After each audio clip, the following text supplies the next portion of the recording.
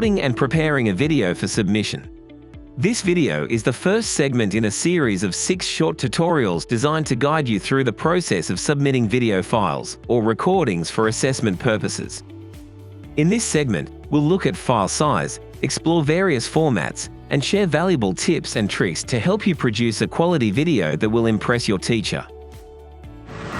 File size. When submitting a video for assessment, it is very important that the size of the file is not too big.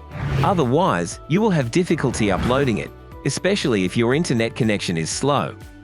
We will cover solutions to this problem in the next video. What do I do if my video is too big? You can avoid this issue if you do the following. 1. Before recording on a phone or camera, ensure that your resolution is on a lower setting, such as standard HT and not 2K or 4K.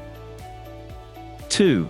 Choose to upload your video using the Panopto student submission method, rather than using the record video method, which is more limited in file size allowance. 3. If possible, record multiple short videos rather than one long video, if this is permitted. File size is covered in greater detail in the next video. Recording formats. When making videos, it's important to think about how they'll look when played back, particularly on different devices. When submitting to Connect, it's best to film in landscape mode, in a 16:9 format, which ensures that your videos will fill the screen nicely when played back. If you film in portrait mode, there will be empty spaces on the sides of the screen when played back, which might make it harder for your teacher to see everything clearly.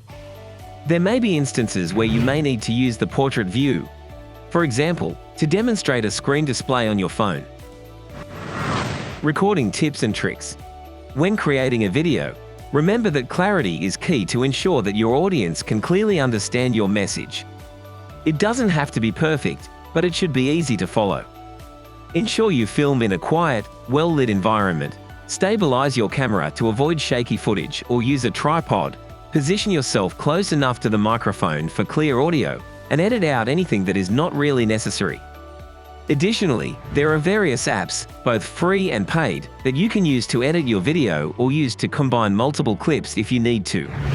To find out how to submit a video for an assessment using your smartphone, laptop, or desktop, take a look at the other videos in this series.